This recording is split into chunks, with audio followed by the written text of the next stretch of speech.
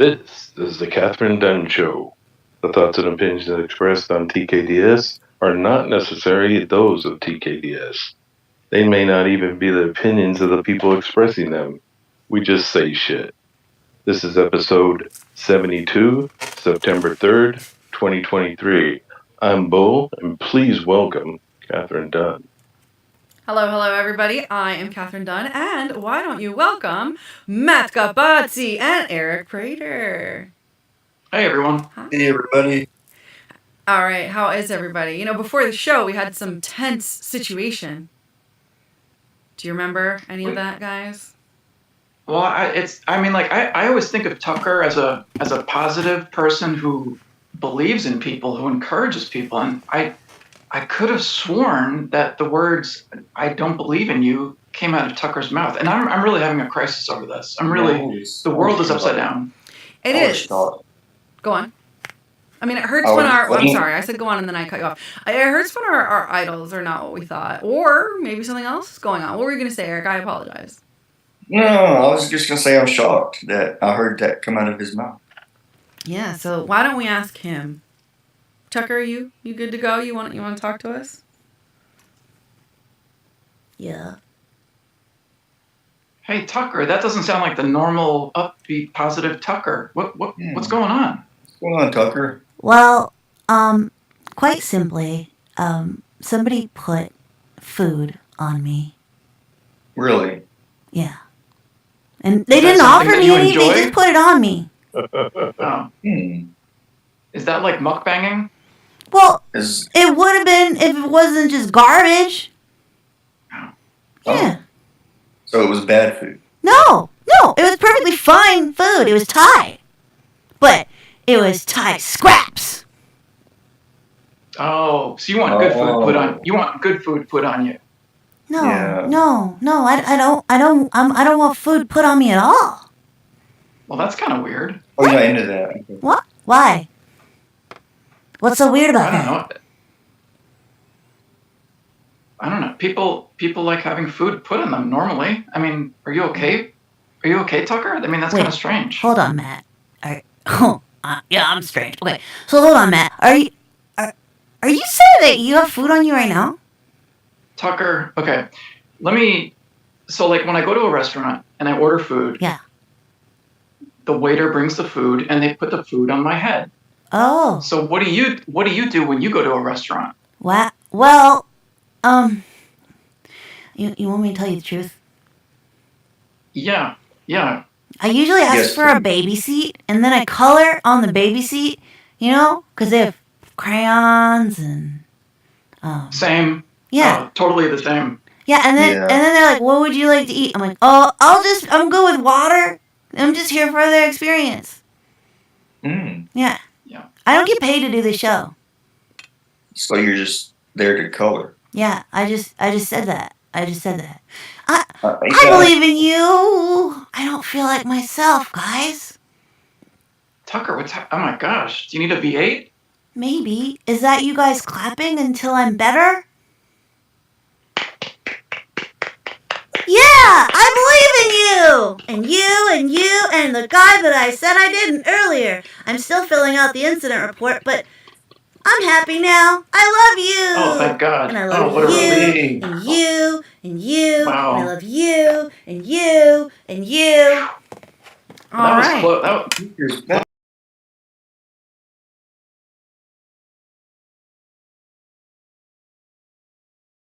Noticed that Tucker was angry about the food being put on him, but I think we got through it. All right. Okay. Yeah. He should have been in his little chair, and I think he gets ignored all week. Are you guys talking about me still? Maybe if it wasn't scraps, he wouldn't be so mad. Yeah. I mean, it was a part where it was scraps, not even like a cookie. I love cookies. I'm not a cookie monster. No, but I like them. Yeah. And did he see who did this? Yes. It was you. You did it. I think the host of the show did this. This is a flim flam. It's a job. It's a con job, and you're a liar. I saw it all. Right? Yeah. Yeah. That's what happened. Yeah. Now a moment of silence for the scraps.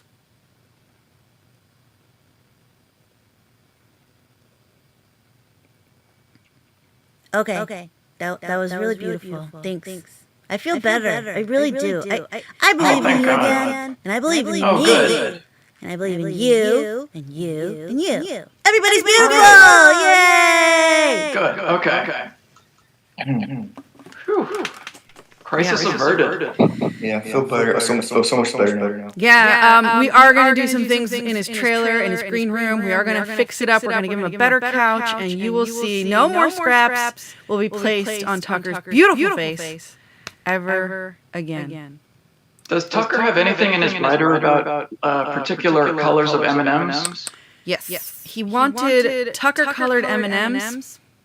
And I can't even tell you what that did to the PA. See, the thing is, there are very few places other than Amazon where you can get Tucker-colored M&Ms. You have to go to a specialty store, like the M&M shop. You don't just get that in a bag. You have to go to, like, maybe Dylan's Candy, you know? Valentine's. Sorry? Valentine's. Yes, or you can wait, but you can't. It can't be unfresh. If it's not fresh, hell no. Okay? Yeah. And the colors that make up Tucker are black, white, Tucker, and blue. Mm-hmm. That's a lot. I can't tell you how many times I've been online for a club, and Tucker with his entourage walks right in the door, and the bouncer's just like, hey, what's up? You know? And meanwhile, I've been there for like 45 minutes, and like Tucker is like him and his crew. They go wherever they want, you know, and they live it up with the Cristal. All right, look, I hear you guys talking about me in my off time, and I don't think it's fair because I don't want people knowing that I go to the club. I don't want people knowing that I got an entourage and that I need other M&Ms. Wow. So, hey, Tucker, do you have beef with Cookie Monster? I'm a vegetarian. But you know, all right, listen. I'm gonna tell you a secret. Let's squash this. Yeah, there was this time I hung out with him. He used to be in my entourage, you know? And then he was like, oh, you look like a pink Kermit. And I'm like, what? I don't like that. Because I'm Tucker. And I believe in Kermit. And I believe in you. And I believe in cookies. But I don't believe that I am a pink Kermit. Yeah, that's disrespectful. Yeah. So I went to Oscar and I'm like, I'm feeling grouchy. What do I do? You know what he said? What did he say, Tucker? He said, sometimes you gotta shut a bitch out. Oh, wow. Oh my gosh! I mean, Oscar the Grouch is what OG actually stands for. Yes. Wow. We just learned a lot of things that I wasn't ready to hear. So let's learn some more things I'm not ready to hear with this next segment. It's called From the Archives with Eric Prater. I hope all that Tucker hasn't taken the wind out of your sail in some way. You know what, guys? I just I'm not really feeling up to it this week. Uh-oh. Oh no. Is it contagious? I hope not. No, the doctor just said no poetry this week, so I can't do it. But you know what? I'm gonna pass it to you, man. Okay. Whoa. So here's Matt Buddy. He's gonna do something. It's gonna blow your mind. Eric, are you serious? This is huge. I'm very serious. Really? Yeah. I'm passing you the baton. Dude, I am honored. That's wow. I need a minute. Wow. Okay. I'm here. This is happening. Okay. Whew. When I woke up this morning, I wasn't expecting. I need to hold it together. Yeah. All right. This is a day of surprises. I don't mean to cut you off, but I didn't mean to like catch you off guard or nothing, but I mean, yeah. Doctor's orders. Mm-hmm. All right. we all know doctors know what they're talking about. So this is a poem called The Symphony. Okay. The world was out of tune. I took a walk on the beach to feel better. On the beach, I saw a door, and the door had nothing attached to it. I opened the door, and there were stairs. I walked down 2 flights of stairs to a room. The room was large and dark. On the other side of the room, there was an orchestra. And at the heart of the orchestra was a park bench. On the park bench sat 2 people. The orchestra was terrible. So out of tune, out of rhythm, out of everything. And the people on the park bench in the middle of the orchestra were yelling and screaming and yelling. So I walked up to the conductor and I said, "It sounds terrible." So the conductor told everyone to stop. So the orchestra stopped and the people stopped yelling. And while the orchestra was tuning, the people that were sitting on the park bench, after not yelling for the first time in years, they looked at each other. And they hadn't looked at each other in years. And like a sunrise, they started to smile. And like a sun shower, they started to laugh. And they kept on laughing, and the laughter filled the room, the dark room. And the orchestra by that time was in tune, and the orchestra started to play. And the world was in tune. Wow. I love that. Did you? That's you? Yeah, it's like I've been writing a little bit. Wow. And I just like so yeah, it was just kind of like boom, like yeah. And I kind of like I wrote it down, but then I was like saying it out loud to practice it.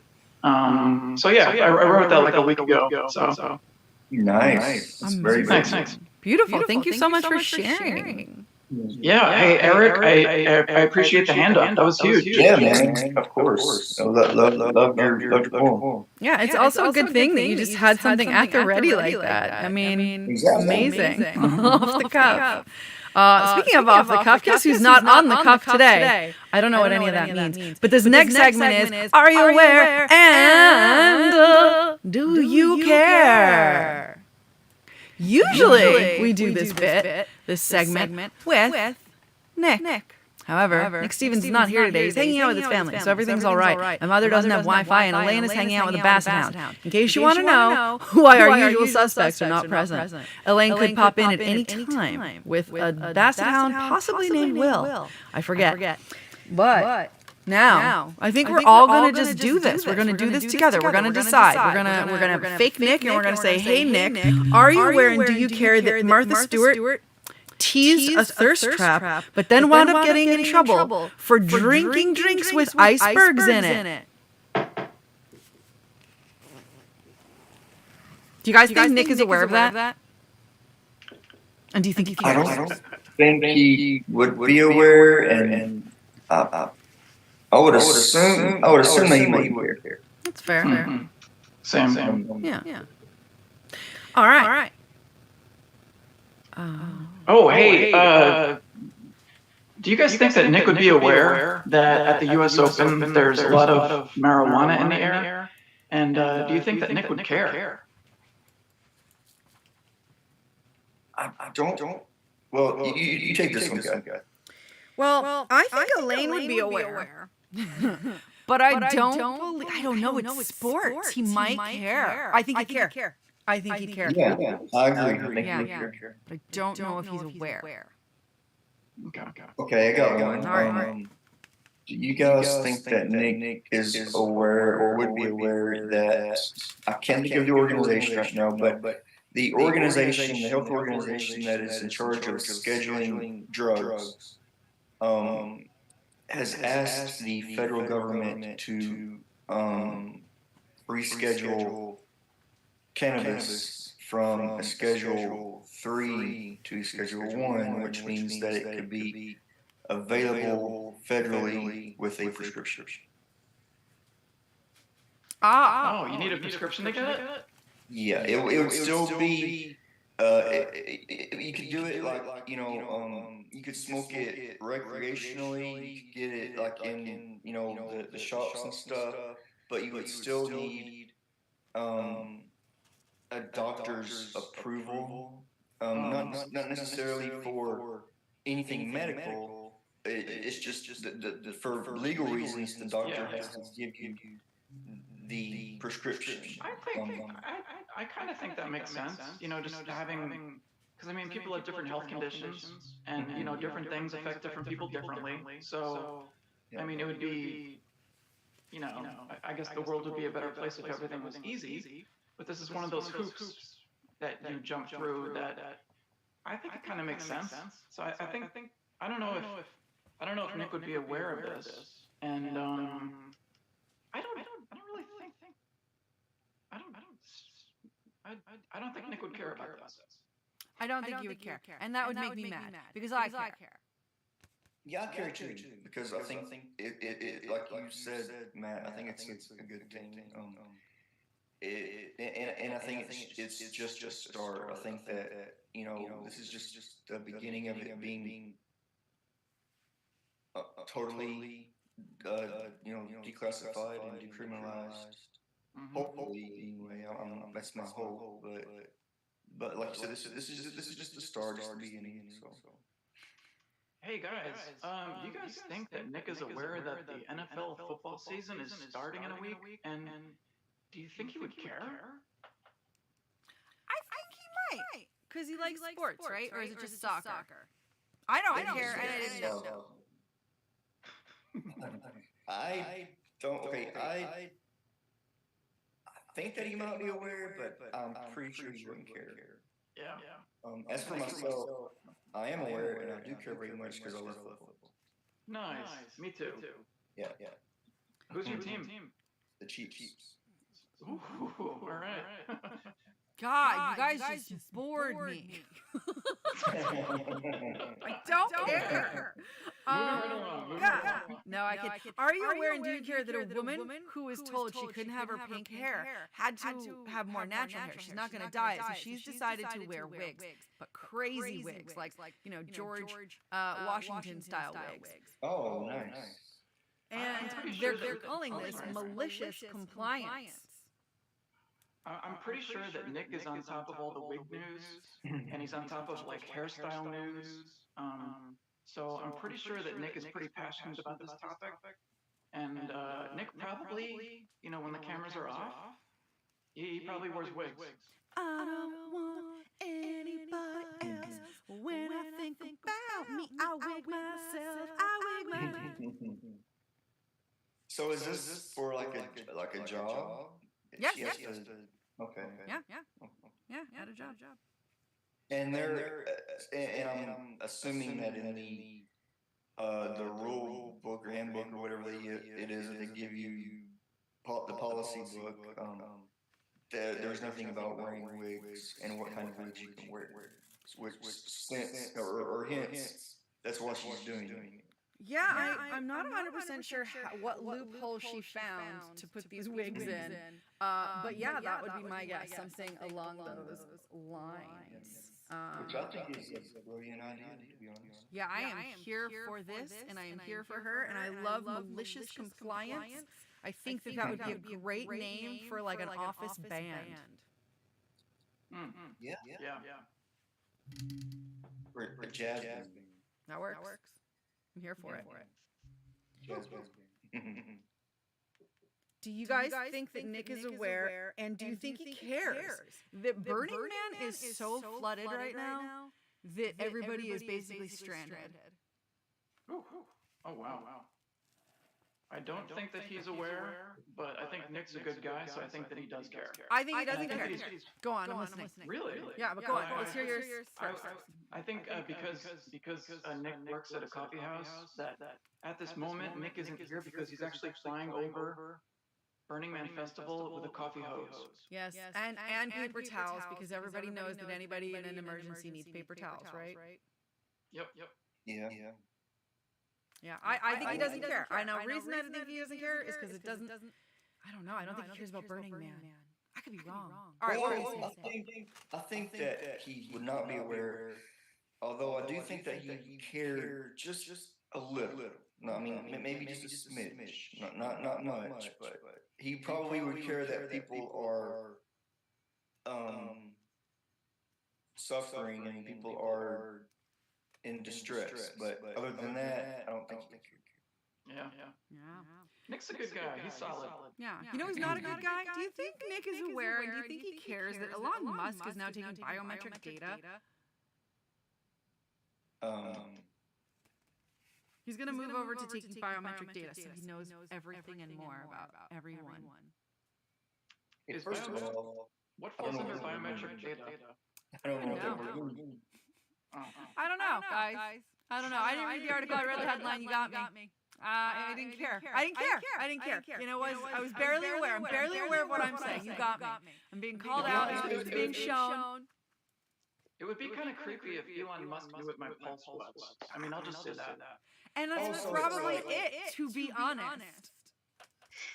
I say that because I've heard of some things that I'm not allowed to talk about. So he's basically keeping tabs on everybody's vitals? Yeah. There's a song there. I think malicious compliance needs to write it. I think that Nick is not aware, but I do think he cares. But I don't know that it affects him because I'm not on Twitter. But go on, what were you going to say? I think it would be cool just to figure out the whole what cholesterol is good and what cholesterol is bad. If like Elon Musk was the little cholesterol angel on my right shoulder saying like, no, yes. Yeah, but if he was a cholesterol angel on your shoulder, you'd be like, you know what's got no cholesterol? Ecstasy, MDMA. So I don't know about that. I don't think so. I think we need a better cholesterol angel. So if you are watching right now and you want to be a cholesterol angel, please write to us at settlethispettyshit@gmail.com because that's a real thing. But also, the Kathryn Dunn Show at gmail.com does exist. Go on. What were you going to say? I think that might be the cholesterol double. Yes. Like you know, like the good, the bad, and the ugly, or good advice, bad advice, ridiculous. I don't remember the game, but it's a short form game. Like basically, Elon Musk is like the just do MDMA advice. So he wants to basically be in every single facet of everybody's life, more or less. Seems it. The next time you go to the doctor, you're going to see a large flying insect, and it's going to have Elon Musk's face on it. Creepy. Could be true. I think that's what lanternflies are. Have you noticed that they have adorable Jawa faces? Has anybody noticed? Like, they are fashion. They are fashion. They are fashion. They're not in all parts of the country, though, Kat. So some of the guys may not even know. Yeah, well, I've heard. I actually looked them. I mean, I did a little because I remember you mentioning them a couple of weeks ago. Obsessed. So I did look them up, and they actually are not. They're only like right now. Confined to the upper, like the upper eastern, like the northeast. Right. They're called lantern bugs? Not necessarily just spotted lanternflies. Yeah. So they're basically just confined to the northeastern, for now. But Very invasive. Yeah. They are predicting that they are going to basically spread to the rest of the United States. Are they the size of basketballs, and do they have Elon Musk's face on them? Basically, they're aliens. And they do have Elon Musk's face, and Elon Musk is a Jawa. So they are fashioned because they have stripies around the, like, if you drew them, this would be it would be perfect. It's perfect. Like someone drew them. They're not real. They're conceptualized because they're beautiful. They have spotted, like gray wings, black spots, beautiful gray. Like I want a dress that looks like a spotted lanternfly. Like I am that into these guys. They are fashion. And then with like spots and then stripes along the petal of their wing, if you will. No, But I'm getting to the big reveal. When it opens, they're red. They're red inside. Like that is gorgeous. Imagine this dress. And it's got white and black, and it's like boom, boom, contrast. They're gorgeous. It's like the outside gray wing is covering the red goodness underneath. So when they open their wings, it has this red, brilliant. They're really cool looking.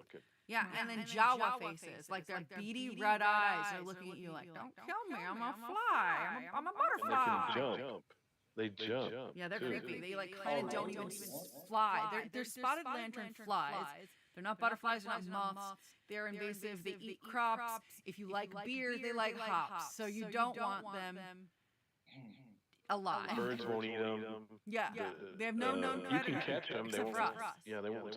Yeah, they won't sting you or anything. But they're crazy little bug. How are they invasive again? I forgot. The problem is, okay, so they came over from they used to be called Chinese lanternflies. Yeah. But we had to stop that because China was like, hey.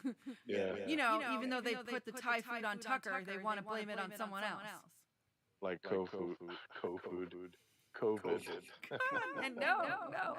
But anyway, so I was basically trying to sass you about putting food on Tucker. But yes, so they you did. I did. I sassed you. I successfully sassed you, and then you were like, "What up, COVID?" So yeah, they came over in like bricks or stones or something, and now we have them because they're just they breed, they eat, and it's bad. But they're so pretty. They get into fruit trees. They're mainly crop fuckers. All right. Speaking of crop fuckers. Are you aware and do you care, Nick Stevens, that Gwyneth Paltrow said that her vagina-scented candle is a feminist statement? Wow. I'm pretty sure that Nick is a huge Gwyneth Paltrow fan. So This I feels blasphemous, scandalous, potentially libel, slander, and defamation. I'm here for it. Keep going. Dig it deeper. I think he's aware of it. I think he's passionate about it. I think he agrees 1,000,000% with Gwyneth Paltrow. And gosh darn it, Nick cares. Well, I think he wants your vagina-scented candle. What were you going to say? Second that, I think that he. I don't necessarily know if he would be aware, but I definitely think that he would 1,000% care and be very invested in one or 100 of them. Yes. Yeah, that's important. All right. Switching gears into a darker place.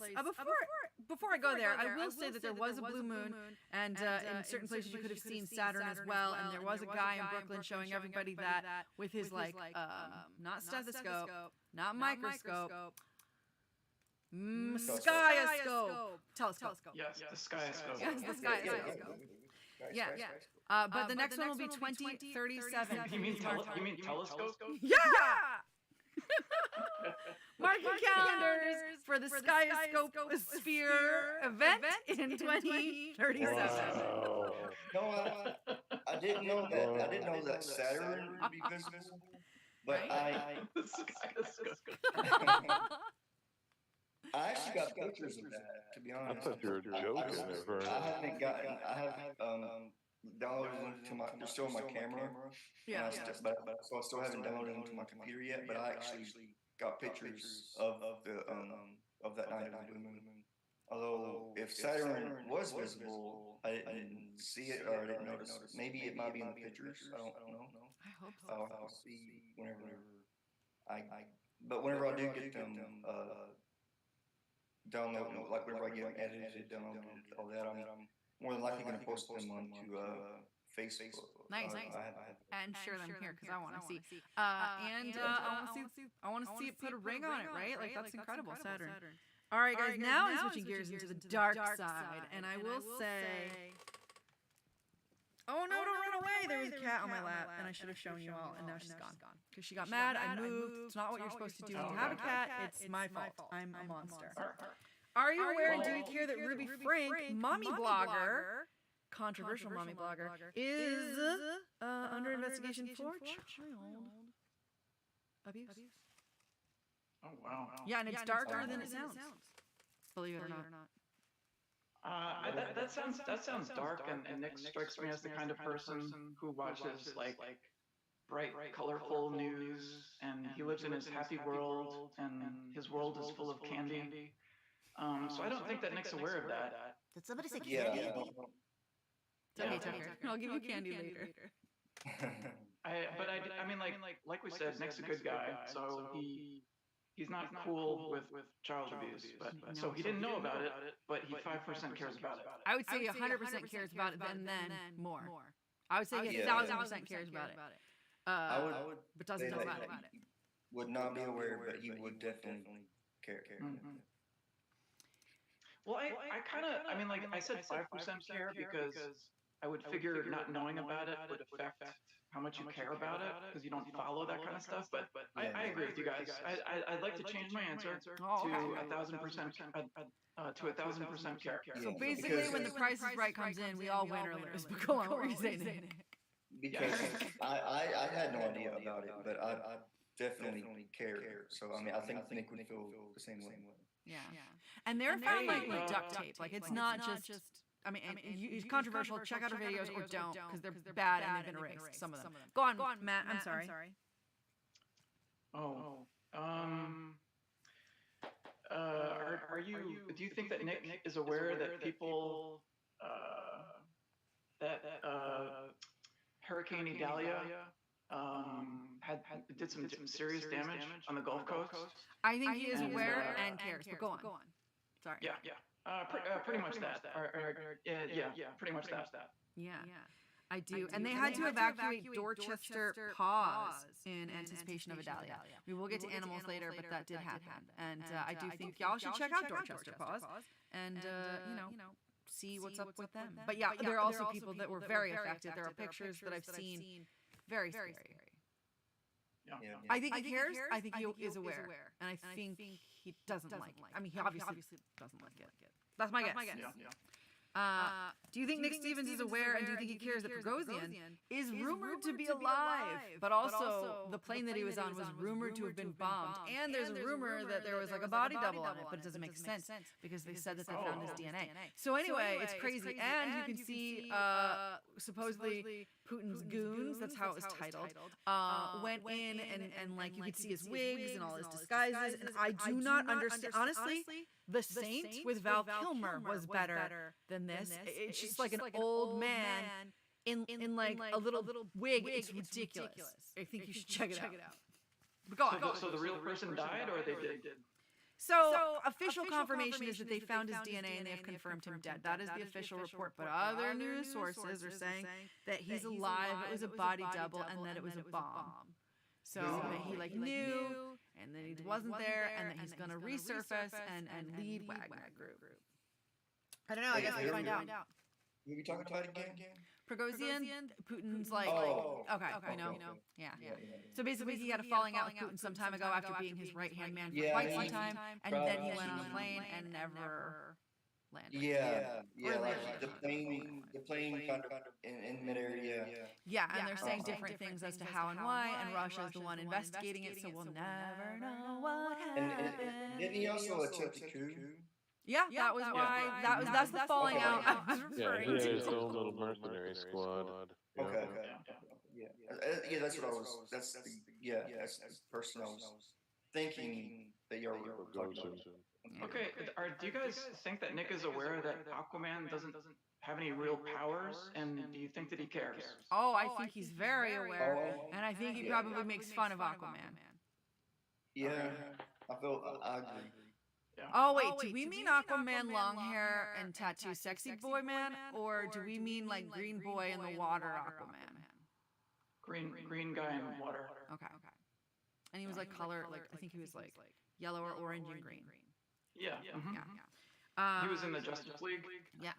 I really recommend Identity Crisis, by the way. If anybody's ever read it, I highly recommend it. I love it the way I love Watchmen because I love seeing vigilantes in their off time. It's my favorite. I like that more than them doing their thing. I don't know why. All right. Do you think he is aware and cares that the BTK Polaroids that have been released might be linking to new crimes that BTK has not been convicted of and that are unsolved? Who's the person? BTK, Dennis Rader, right now you probably hear more about his daughter because every time something happens, she's chiming in about different killers. Like, here's what it's like to be a family member of this killer. So she's she's in a lot of things, bringing awareness to that, trying to help people. The smiley face killer, actually, his daughter set up a GoFundMe for like Rex Heuermann's family. So like a lot of people who are family members of serial killers then want to help other family members. So that's how you would know. I forget her name right now, but Raider and the smiley face. Like, but BTK is bound or bind, torture, kill. Which is what he did. And then there are pictures of him with like a cable release that he took selfies of him reenacting or pre-enacting. I really have no idea. I'm guessing with but with articles of clothing that are linked to women that are unsolved. And it looks like he's reenacting what happened to them. So that's good. So these pictures will possibly lead to like is he arrested? Is he alive? Is he dead? He's in jail. He's alive. He's in a wheelchair, and according to his daughter, rotting to his core. Oh wow! In jail in a wheelchair. I'm not sure. I mean, she's very mad at him. Is he in there for life? Yes. He's never getting out. Oh. Yeah. No, he's never getting out. That's good. Yeah, and there might be more crimes. Are they saying that it was things that he did that he didn't get caught for, or is it a copycat? No. So he himself, before he was in jail way long ago, maybe early 90s, maybe earlier than that, I'm not sure. Looking at the pictures, it looks 70s, but they're saying, I think 90, it doesn't matter.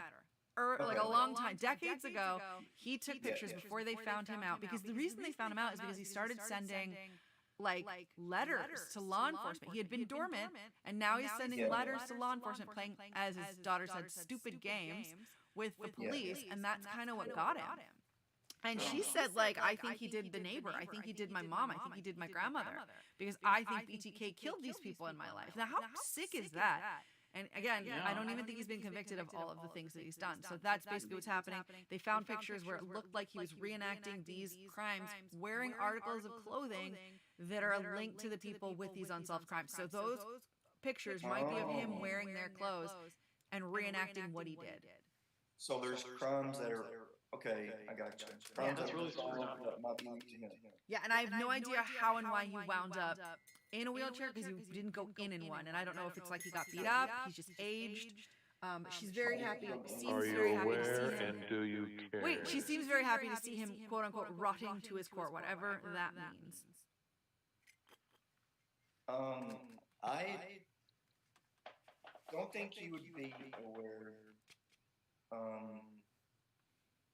don't know. I don't know if he would care or not. I know he would aggressively not care, because I care about serial killers, and he always sides with my mother. So I think he would not care. Yeah, I don't think he would care at all. I'm not okay with that, Nick. I'm not. Okay. Do you think Nick is aware, and do you think he cares that Bob Barker watched 2.5 Men before he passed away? Also, he left a lot, like 40% of his estate to nonprofit organizations. But do you think he's aware, and do you think he cares about that? That's awesome. Yeah. I don't think he would be aware, but I definitely think he would care. Yeah, I think he would not be aware, but I think he would care about the second half and not the first half. The part about 2.5 Men, nobody cares about that. Are you aware, do you care that people are getting different levels of shit for how they reacted to Michael Jackson's birthday just recently? Paris Jackson is getting told that she doesn't care about him because she didn't post a happy birthday. Meanwhile, Amy Sedaris is getting in trouble because she did post a happy birthday, and they're like, wait a minute, Michael Jackson's a bad man. You cannot win with people, and it's called the double bind. Please look up the double bind.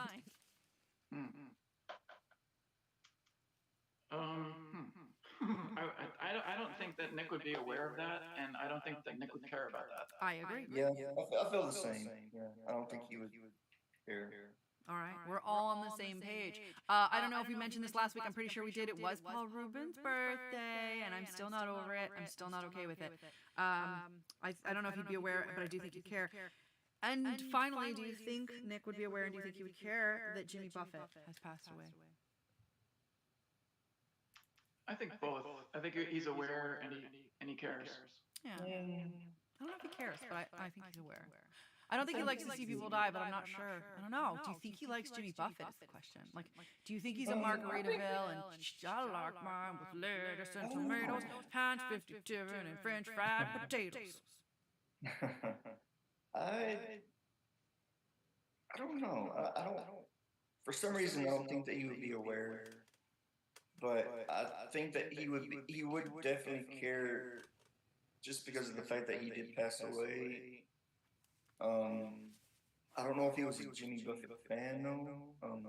Maybe he was. I'm up in the air about that one. But I do think he would care at least about his passing in the very in the very least, at least care for that. But beyond that, I'm not sure.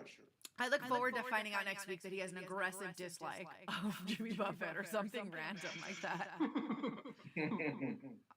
Does anybody have any more? Because I'm ready to go on to this next bit. Nope. All right. So now it's time for uplifting animal news. Not with Elaine Barrio, because she's not here. She's with the Basset Hound. I'm sad about it. Maybe his name is Chuck. I can't remember, but he's so cute. All right. So, most importantly, Woodstock Farm Sanctuary is trying to get a goat out of Beacon Hill Cemetery. They're working on it. It's very exciting. It's been going on for quite some time. They've gotten closer and closer. There's a woman that lives in Beacon who has a good relationship with this goat at this point. She feeds him pears as a snack for, just because they like pears. And it's growing in her backyard, I think. That's what if I understand. And then he's got like his food bowls, and they're going to move the food and water bowls closer and closer to their truck or whatever van. I'm not sure what you call it, but their transpo. And I'm excited. It looks like it's getting close. And Oracle. Their name is Oracle. They already have a name. Oh. I was going to say, do you think he's aware and do you think he cares? But I guess we could just do uplifting animal news. I don't think he's aware, but I do think he cares. 6 months. Aren't we just doing uplifting animal news now? Sure, I'll just do that then. We won't do it in that form. So, a 6-month-old puppy was saved from a hot car, 122-degree weather, and the FDNY who rescued this pooch is now... They're human. All right, match made in. It's a meet cute. There's a Greenville giraffe, and they finally found a name. It's Blossom. There's a gator on the loose. There's a gator on the loose. Killer on the road. Yeah. Oh, don't call a gator a killer. And in Jersey. So that happened, and they've shut down a park. It's more than a week shut down because of this gator on the loose in New Jersey. That's weird. Who put them there? There's also a sunbathing seal. Speaking of who put them there, in Staten Island, a sunbathing seal in Staten Island. That does not make sense to me, but there was a seal in the Bronx, so I don't know aquatic things. Well, to me, it kind of makes sense, just because I know that in recent years there has been alligators spotted up there, and I think just because of the crazy climate of Earth, global warming, all that kind of stuff, I think that animals are just going to different places, just trying to survive. Yep. Yeah, and that's why we have shark attacks in New York. That's why a great white just got someone, I think in Long Island, but it could have been Rockaway Beach. I don't know where it was. I'm going with Long Island. But that just happened in New York. A great white. Like, this is the movie Jaws in real life. Hey, since we're talking about animals just trying to survive, 4 new wolf packs have been confirmed in California, bringing the total to 8 wolf packs in the state. So that's good news for the wolves. So wait, they had 4 packs and now they have 8? That wolf story is full. Yeah, pretty much. They knew about 4. But then they just confirmed 4 new wolf packs. Oh, that's beautiful and so important, and I'm happy, and the more the merrier. There's a female otter at the Tennessee Aquarium named Sunshine who has broken up the boys club. There used to be only male otter. She's the lady now. And I'm going to call her the head bitch in charge, HBIC. Or the HOIC, the head otter in charge. And speaking of gators earlier, I should have said this together, but there was a gator waiting outside of Dollar General very patiently. I don't know how it went, but I do want to know what a gator gets at Dollar General. Is it moisturizer? Is that rude of me to say? What do you think? Nail polish? Dental floss? Like, what would a gator get at Dollar General? Stuffies? Maybe stuffies? I would maybe breath mints. Oh, I apologize to any gator that is watching this. And are you aware? No, guys, I'm sorry. The reason why I said that is because I'm a rideshare driver, and I have a gator. And yeah, one of my passengers this week was an alligator, and I was like opening the windows, I was gagging. The alligator's breath was so bad. So like. It's like getting eaten by an alligator, that's one thing, but having a conversation with an alligator and enduring the bad breath, totally different. I am very curious. Like, are you upset that you don't still have the COVID thing? The little, like, screen? Because maybe you should have a breath screen. Now I want it. And after that alligator, I'm like, oh my God, I need to put that thing up. Yeah. What did it smell like? Dead tooth? Like, what did it smell like?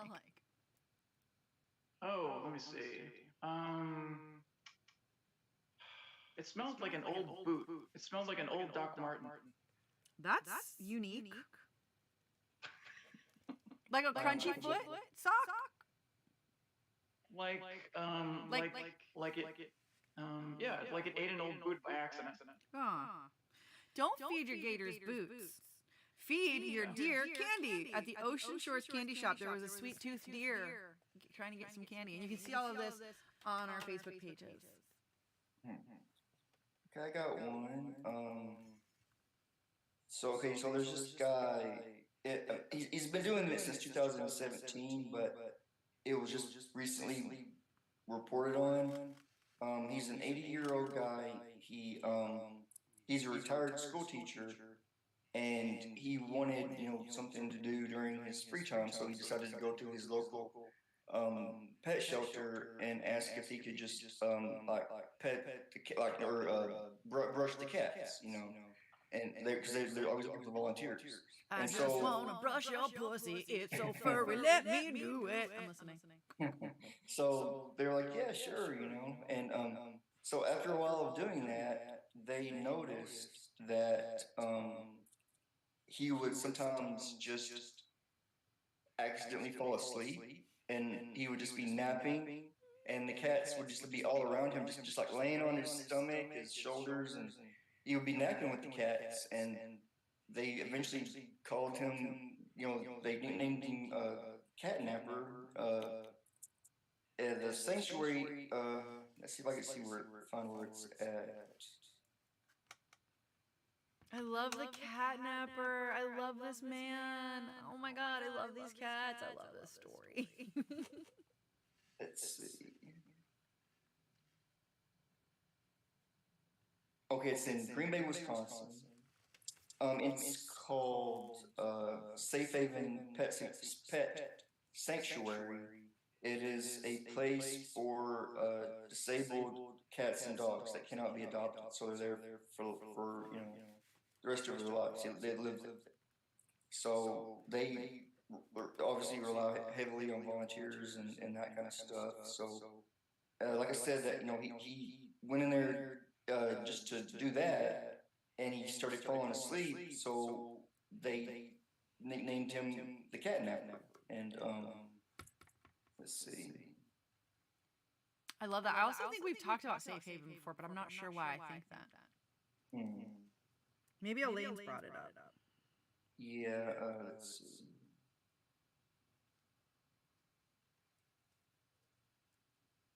Oh, wait, I can actually.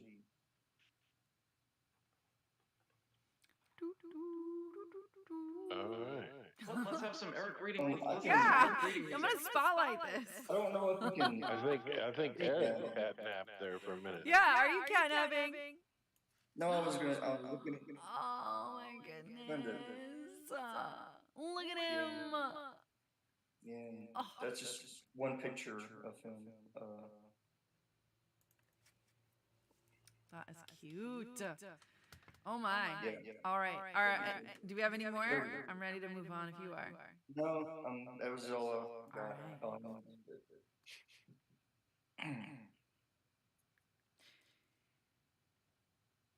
That's right. We are going to talk about our pets and what they've been up to this week and all the mayhem they have caused with their cutesy little snoots. Oh, it's important. We've got some Mitzi Cam. Mitzi Cam, looking at the Mitzi Cam. She's got a cute face. Oh my God, she's so perfect. Look at her with her beauty mark and her little sleepy face. Look, she's sleeping on an 80-year-old man. Or she's sleeping like there's an 80-year-old man under her. Oh my God, her face is perfect. Look at her. Yeah. She's cute. I love you, Mitzi. What's she been up to? Oh my gosh. I have a theory. we have this thing called a lanai. It's kind of like a porch. And there's a glass door. And I think that Mitzi hasn't seen her reflection until that door. Because like I was sitting in the living room watching tennis, the U.S. Open, and I was looking over, and Mitzi was looking at the glass door and like freaking out. And I was out there like maybe 2 months ago, and I noticed the reflection was next to her. So I think that Mitzi is like, her reflection kind of freaks her out, and she's just like, what are you? So, Matt, I'm learning that you don't have a floor-length mirror in your home. Like in all of Chicago, you didn't have a floor-length mirror? Kind of. No, I did. Yeah. Okay, good. Yeah, she didn't. That didn't. She didn't. Yeah, she never saw that. She never. Yeah, I don't know. For some reason, this is the first that she's noticing that she has a reflection. Wow.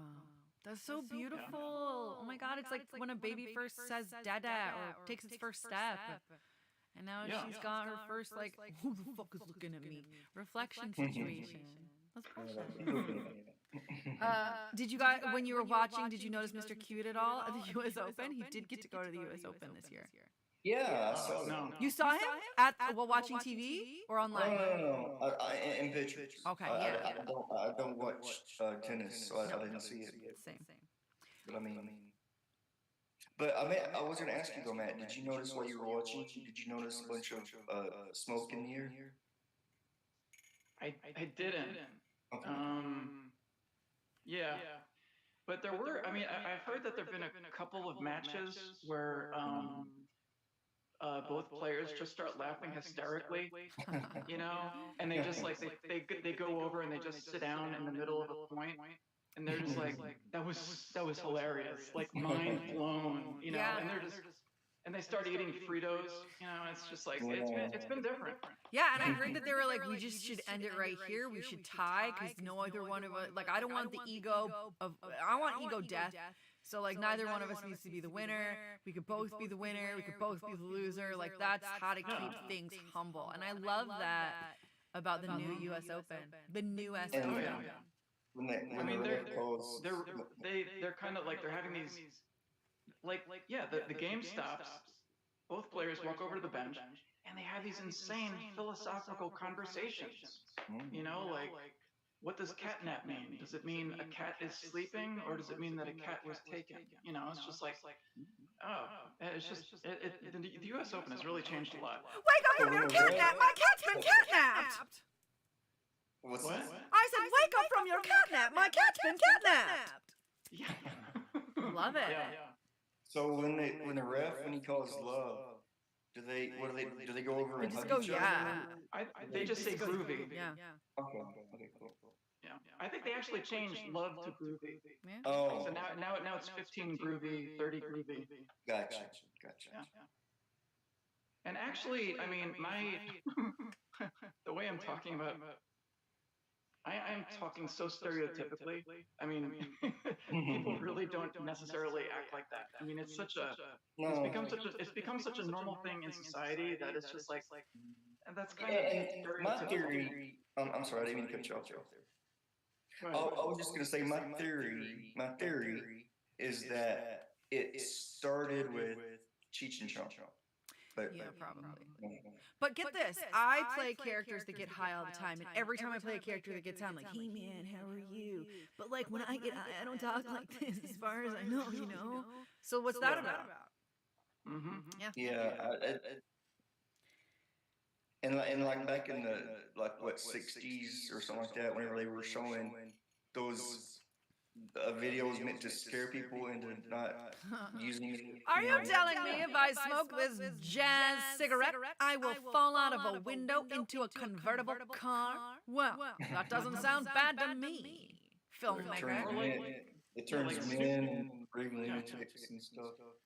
Like Snoop Dogg, he just sounds like himself. Yeah. And just a reminder, this is the part where we talk about our pets. And I just want to do a PSA for all of America and all of the watchers. If you're going to put hot chocolate in a mug, the less water you put, the more tasty it is. And if you want a really tasty hot chocolate, you just take a spoonful of Nutella and you do it. So good. That's for everyone. All right, my animals. Wait. What? Is this directed that was just handed you minutes ago? Are you never satisfied with anything? I am satisfied, and I believe in you, just like Tucker. Wow. But I mean, now that you bring it up, now that you've brought it up, put less water in it. Well, there was no mushrooms, no more marshmallows. I know. So I put in what I make it like I make it for myself. Well, I prefer it not to taste like water. I prefer it to taste like chocolate. And you can make it chocolatier by putting less water and putting a spoonful of Nutella in it, and it's good. Sounds good. Yes. Yeah, well. And you really want to go crazy, just like right? Boop. What? I said, you know what happens next time, right? You'll make it perfect. You can make it your own damn self. This is not the segment. So, my dog needed a bath because I think it's a good idea. I really need to start giving her water therapy in the bath. I do. But before all that, I wanted to put the stuff on, the anti-flea goo. But it doesn't make sense to put that on if you don't wash them first. So it was bath day at this house, and it was a very productive day because I had things to do all day, and I did this with Bull early in the day. My legs were scratched up, obviously, by the end of it. And my cat was like a loaf, kind of watching and like very vocal, very like, what are you doing to that dog? Or like, yeah, get that dog. Like, I don't know what the vibe was, but she was very aware of the goings on. My poor little pup, she oh my God, she was like clawing, like, no. It was bad. It's very traumatic washing. I hate it, and we don't do it right. Clearly, we don't do it right because I hate it. And they hate it. It's mainly because their rear legs don't support her, and she collapses. So, and that's the sad part. But go on, I'm sorry. It is. It's all very sad, and I feel terrible because I know she hates it, but like I also know she needs it, and she absolutely needs to go to a vet. So the cat's watching, and she's like very vocal, and I look at her, I'm like, you're next. And then I couldn't find her. It's like I don't have a cat. We never had a cat in this house. There's no. Tony doesn't live here. Never lived here. Sent forward to other address. Like don't know her. Never knew her. Not in front of mine. She's zip coded a different number. Yep. So basically, she understands English. Yeah. But we caught her though. Yeah. What happened was my grandmother and I were on the phone, and I was just like, yeah, I'm never going to see my cat again. And I think she thought like, okay, it's over. And I even announced it. Well, I guess I'm not going to do it today because can't find the cat, and I got things to do. So game over on that idea. And I had her harness in the bed, and she came like, "Oh, did you say that it's not going to be bath day for Kitty?" She comes, she's cute. I put it on her neck. I put it on her body. She hates me. She hates him because I'm like, hold this cat while I talk to my grandmother. So Katherine's on the phone with her grandma, and the cat is at the end of the bed, and I'm holding the leash. So what do I do next? If she wants to jump off, do I let her hang herself? No, it shouldn't even be a consideration. It wasn't around her neck; it was around her body. But I mean, what do you want me? She's pulling. I can feel her like inching over across the edge of the bed. You've reeled in fish. Phone call over with. Yeah. Well, anyway, you've reeled in fish in your real life. You know how to do it. And before it went, we went into the went down. Before we went into the bath, I made sure to cut her claws because I'm a professional, guys. At this point, I've learned you cut the claws. And I will tell you that I bled less because of it. So if you're going to bathe your animals, make sure to give them mani-pedi before. And he wouldn't even help me with that. Yeah, I said it. And everything was okay. Except for she's an angry pinata when I bathe her. What? She's dangerous. She is. He's so scared of her, and she's the smallest cat. She's so small, and he's so scared of her. But he also appreciates that she hunts. Like, they have a weird relationship. She has hunted here recently, she's moused a couple mice. Nice. Yeah, she's a mouser. Little Miss Mouser. All right. So, how about you? Do you have anything, Eric? Yeah, I got that. Actually, yeah, I was gonna, since you brought up the cat hiding thing, I was just gonna mention about my cat Wilson. So sometimes, if I have to, record something on my phone for an acting class, or whatever, I mean, and I need the room to be empty because my cats, they can be distracting sometimes.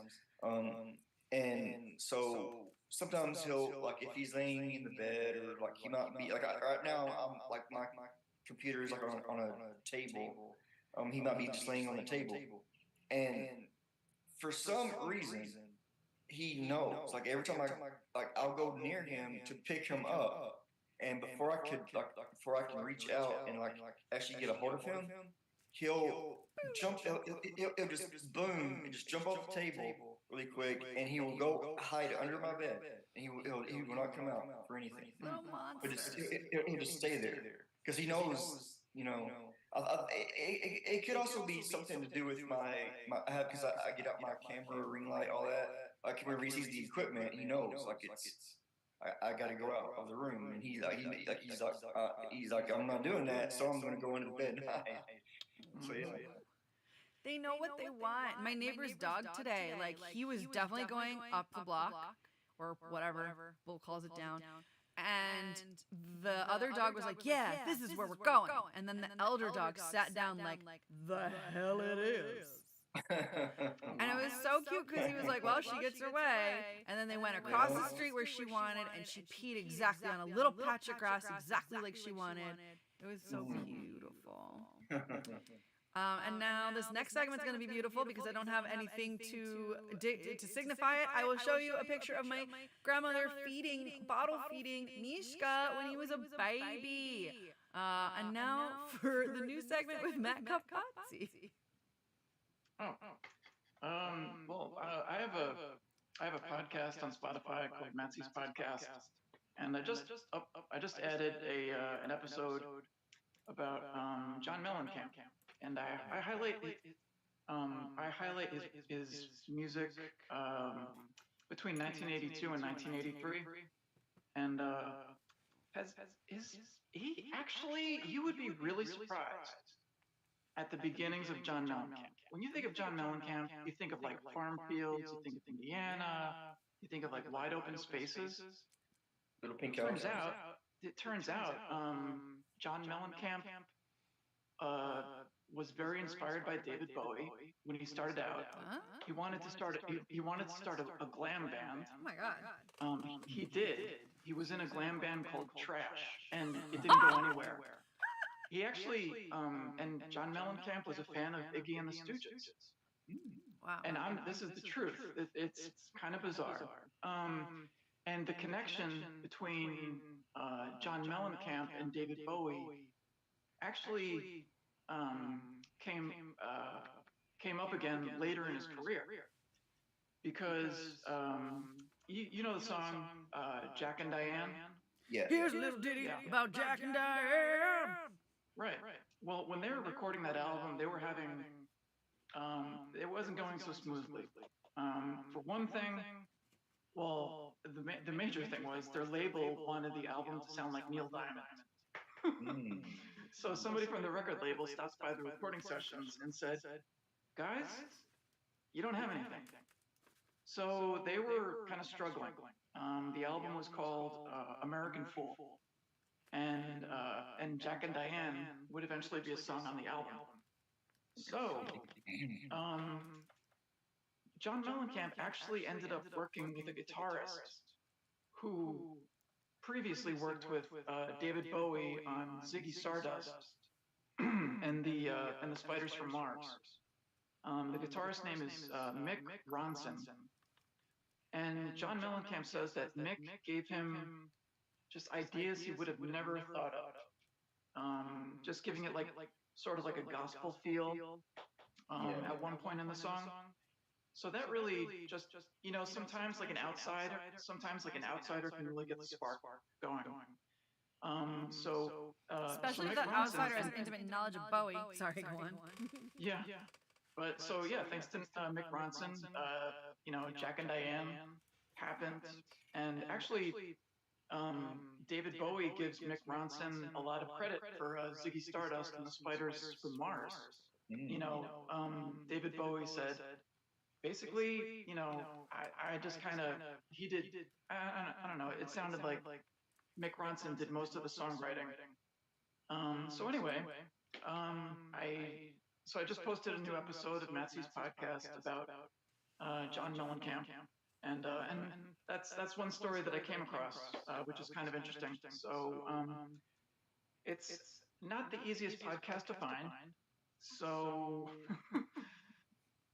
if you do Spotlight Peter Gabriel or Spotlight Genesis, and then just find Matt C's podcast. Or there might be a link to it on the Kathryn Dunn Show Facebook page. There might be like one that works. But anyway, yeah, exactly. I actually got it to work after like I think my 10th click. It actually did. But I was just wondering though. I wonder why it's so like hard to like it just doesn't come up in regular searches. The algorithm's trying to sync you, Matt. We got to get the algorithm. Hey, I want to ask Matt. Oh, sorry. I'm listening. Do you know when John Cougar Mellencamp dropped Cougar? What year? 1996. He used to be John Cougar Mellencamp. You know that, right? Yeah, and there's a reason for that, but I forget what it was. Because he's like, I don't want to be a cougar. I want to date people my own age. Well, I know that in 1983 his album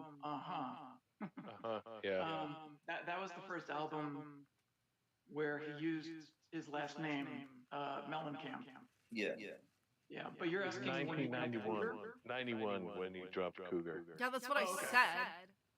And another, I don't know if you also know this about this fact about him, also Matt, but his record label also did not want him to release Little Pink House. Oh, really? Yeah. They were like, man, we're tired of you talking about homelessness and poor people, and like we don't want that. Like come up with something new. And he was like, he was like, no, like he wouldn't budge. He was like, I'm releasing this song. That's cool, because I think of like just like John Mellencamp's identity. He started off being a huge Bowie fan, and then there were these in between years. And then eventually he became like Mr. Midwestern folk rock. Yeah, from so it's cool. Even just to the people watching, like even if you don't check out Matt C's podcast, it's interesting just to listen to John Mellencamp's albums, because it's not until like his fifth album when he starts talking about like the working class. And like the salt of the earth and stuff like that. Like in the he has an album called Biography, and it's really not good. It just sounded like him, like, well, I'll try this, well, I'll try this, well, I'll try this. He was trying to be everything and not getting anywhere. But eventually, he kind of settled down into that Midwest folk rock, and I mean, like. And that's great, you know, that he finally. It took him a while, but he found his path. He found his sound. Yeah, exactly. Matt, have you ever thought of having a co-host with you so you all could bat it back and forth the conversation? I haven't. I don't know. I don't. I'm not too good with the technology, so I don't know how that would work. But that's a good idea. Well, you would have to do a Zoom, wouldn't you? Well, you know, I've always, not always, but for a very long time. Bull wants to co-host with you. Go on, what are you saying, Eric? No. I was just gonna say, I've always, well, I did it again. No, always, I have for a very long time been thinking of starting my own podcast, but like you, Matt, I'm not very good with technology. But I think it's a really neat idea. Like this is something I've wanted to do for a very long time. I just don't know how to get it. I just don't know how to get it started. Download Audacity on your machine, whatever laptop, desktop, whatever device you're using. Download Audacity. It is it's how I was doing our show before it was this show. It was radio show, and now it's on YouTube. So I'm using a different program, but Audacity. Band was here. Everything you said made me think a little bit. One, I would have preferred to see him do that Iggy Pop look. Not Iggy Pop. Bowie. I would have preferred to see him do, Bowie and like wear cool stuff and be interesting. I would have been probably more into him, and I would know more about his music if he, put a little eyeliner on and glammed it up, because I'm into that. You know what else I'm into? Nirvana. Oh no, and I'm gonna get to Nirvana in a moment, but before I do, I want to say that this does remind me also of Beastie Boys, how they were like punk and then they didn't do punk, and that's what made them famous. But the thing about Nirvana, and this is just honestly, you could say nothing and I'll still be like, you know what that reminds me of? Nirvana.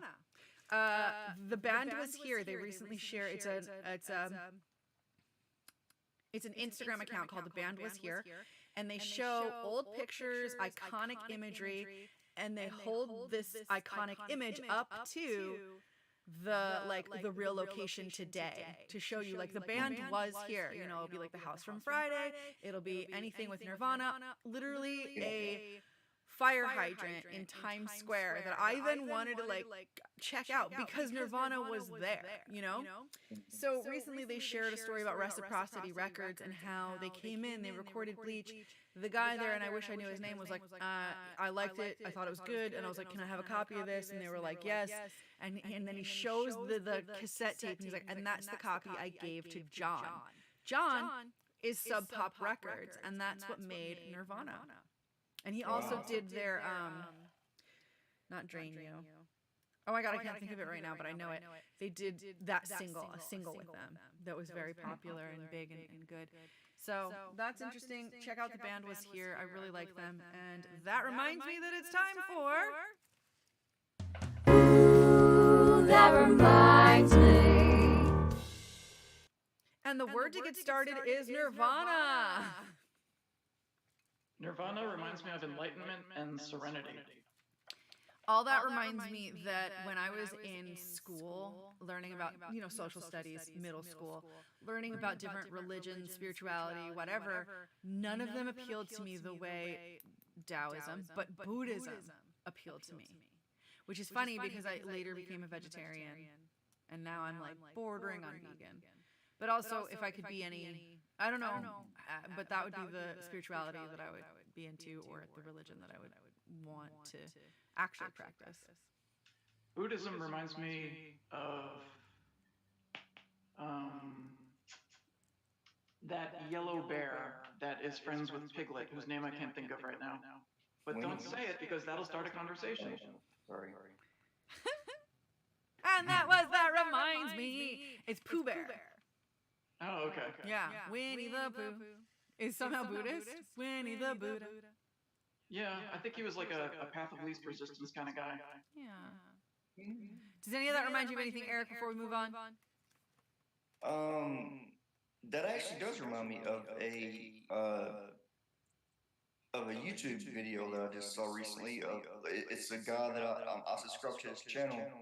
He goes into conspiracy theories, and the video his most recent video is about how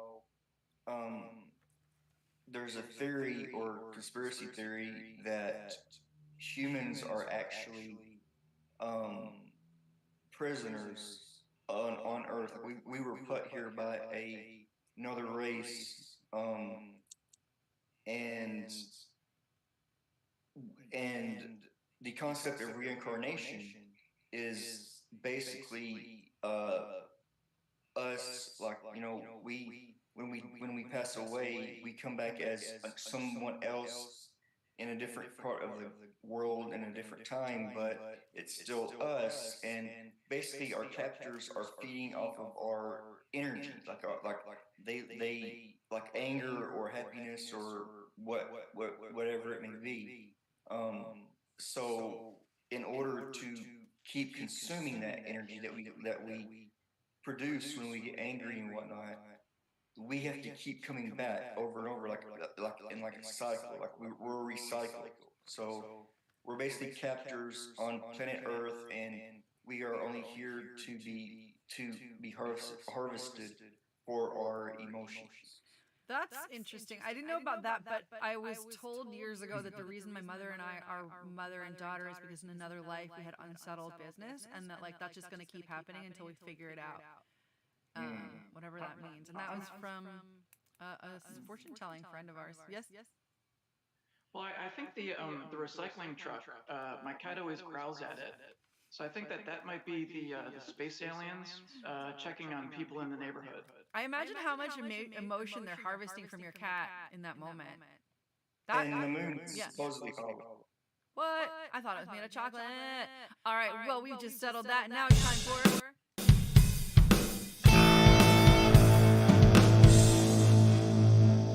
What now?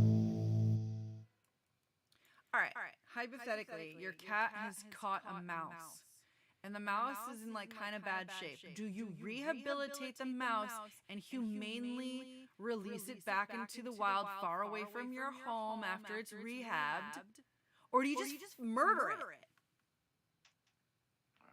Depends on how injured the mouse is. Oh yeah, the mouse was, I believe, paralyzed. If the mouse is incapacitated in any way, then it's not going to survive in the wild. So I would do the humane thing and assess the situation, bring them to rehab, and see if they get better. And if not, they're your pet. Well, I was going to say euthanize, but okay. I think the cat mauled it pretty bad. I think Matt was about to say something. Yeah. I would let the cat finish. Oh. I would say to the cat, hey, finish what you started here. Oh my God, so you would just be prison guard. You would just straight up act like a prison guard and just be like, I saw nothing in this cell. I'll come back in 20 minutes. Is that 20 minutes? Spank him some more. I mean, if the mouse is already already that far gone, you might as well let the cat not let it suffer. I think you rehab the little baby because how could you kill it, you monster? Also, this is a reminder that where we settle petty gripes of a completely anonymous and random couple. There's no right or wrong, and they may or may not even be listening. You're full of shit. Excuse me? It's actually no mice in the house. They all go out. Alive and well. In a box. To transport them to safety. A coffin. No. That's what I do when I find a spider in your house. I'll just spider? Are you a fool? They help you. Do you have any idea how helpful spiders are? You never knew about a spider. You would happen there. I'll take them. I'll put them outside. Okay, that's better. I apologize, Eric. I'm just so heated by this completely hypothetical situation that it might. Because I put them outside. What do you want me to do? Want me to like make a place for like let it sleep by me in my bed? I mean, what? I don't understand. You're right. That was a terrible apology. I just am sorry, Eric. There's no justification. I am sorry. I'm kidding. I'm playing. I'm kidding. It's a joke. So I think what I'm hearing from everyone, and this is what I'm hearing from everyone in this room, is that we should rehab all mice that are harmed and then assess the situation. No, if you let the mouse go, it's toast. No, you don't let it go. You just put it long. in something. You give it food. You give it water. You wipe it. You clean it with Q-tips, and you make it better. The rats will get you give it a wheel so it can get its legs going. They're vermin. They're pests. You give it a chinchilla bath. No. Chinchilla bath? Yeah, dry bath. I don't know. I imagine like a dry shampoo. I don't know, guys. I've never actually done this. I just think that if I was presented with a situation where I've never murdered a mouse because I'm not a psychotic. Yeah, well, That's psycho. I mean, I think that if you or the person... Right, we're not in this story, obviously, but go on. Oh, okay, yeah. It's just hypothetical people, but yes. If this person thinks that this mouse has a chance, then I think that it would be worth at least giving it a try. But if the person knows in their heart that the mouse will not make it, then they should make that tough decision and do what's best for the mouse. No, I believe in the mouse. Believe in the mouse. Believe in the mouse. You totally read my mind. Yeah, I think Tucker should make the decision. Yeah. Tucker should be the good, strong crush to the heel. All right, this is not the show for that. You're a terrible person because you don't agree with me. The end. And now it's time for solutions. Hold on. On this day in history, nothing was solved. With Matt Capazzi. All right. On this day in 1976, NASA's robotic spacecraft Viking 2 landed on Mars, and nothing was solved. Yay, America. Nothing was solved. Thank you, Matt. All right. Now I want to know from Eric, what would make the world a better place?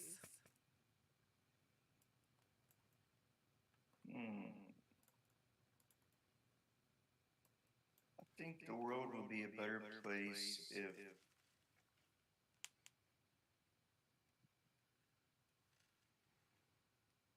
if we all went. If you like hot chocolate, then the world would be a better place if you always put Nutella in your hot chocolate. Yes. Oh my God. And the right amount of water. That is the way to save the world from global warming. Thank you, Eric. Yeah, I think that's a perfect solution. All right, this has been the Kathryn Dunn Show. You've all been amazing. As far as I know, we don't have any segments left. Is there something I'm forgetting? Speak now. Actually, I wanted to add one last Yes. thing. I think I was going to mention when we were on the subject of John Cougar Mellencamp. Did you also know that he has the same form of so if you're not aware, I have a disability or a birth defect. It's called spina bifida. That is exactly what John Cougar Mellencamp has. But at birth, when he was born, his doctor was able to repair his enough to where he was able to walk and all that. So he has spina. He was born with spina bifida. His doctor repaired him to the point where he, was able to, do what he does and fix it, to where he can walk and all that. And I just think it's just a neat fact because the reason I bring that up is because there's actually a lot of people out there that have it that don't know that they even have it. That's why a lot of people have problems with their backs. That it could be that, and you don't even know it. Yeah. But it takes but it takes a a more severe form like mine to know that you have it, because it's going to obviously show up when you're born. But there are forms of it that are there when you're born that are not physically visible unless you go in and investigate. And correct me, I might be wrong. Is it when your spine is out of the skin or just out of alignment? It's out of the skin. Yeah, like it doesn't totally connect. Like it doesn't connect, and it's also exposed. Like it's like, say here's the like this is the skin of the back, and then this is the skin, and it's like poking out. Like it's poking out, and so they go in and they just basically just cover up that part. And basically, that's all they can do because they can't reconnect, fix what is broke. I mean, obviously his doctor did. I don't know how he did it, but normally they cannot fix what is already severed and broken. So it's basically spina bifida is basically just whenever your spinal cord does not fully develop and align the correct way. Oh. I'm so sorry. I don't know. This is completely unrelated, but I am thinking of Trailer Park Aliens because something you said earlier. This is unrelated entirely. Trailer Park Aliens was something that I came up with somebody where we live on a prison planet and these aliens were sent there and they live in a trailer park and they're trying to get back to their home planet, but they've been banished. And it's basically like the Coneheads meets like King of the Hill. I don't know. Really? Yeah. I've heard of it. No, because we came up with it. It never happened. Oh, okay. Yeah, it's an idea that you wouldn't know about because, but there is something like that I think that exists. I'm not sure, but yeah, Trailer Park Aliens, real aliens. Cool. All right, Matt C's podcast. You got a taste of it today. Do check it out on Spotify. Good luck finding it. You will have to Google Peter Gabriel. I forget, not Reflection. Oh, Spotlight. Peter Gabriel, right? Yeah. Yes. Yep. And check out Eric's podcast because he's going to do one and have one ready, right? Eventually. Yeah, and he's on TikTok. I am, Eric Prater _.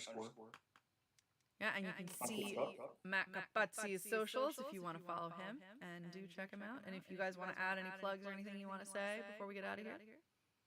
Vegas Sanctuary in Austin, Texas. Yes, and Woodstock Sanctuary, do send them help, assistance, and if you're in Beacon, get pairs to that cute goat. Also, just check online if you want to donate and help people that were affected by Hurricane Idalia. Yes, and I also want to remind everybody that Nick does have a GoFundMe. Well, not Nick, but Nick's cousin has a GoFundMe to assist people in Hawaii that have been affected. Was it Hawaii or am I making that up? I think it was somewhere else. Yes, I'm wrong. No, it was Panama. Oh, Panama. Sorry. Yeah. I'm wrong. But yeah. Lahaina, Maui, that was a different disaster. Yeah. This world. And on that note. Well, the good news is This has been the Kathryn Dunn Show. Tucker believes again. That's the good news. Yeah, everyone. Yep. I believe in you, and you, and you, and everybody have a good week. Yay!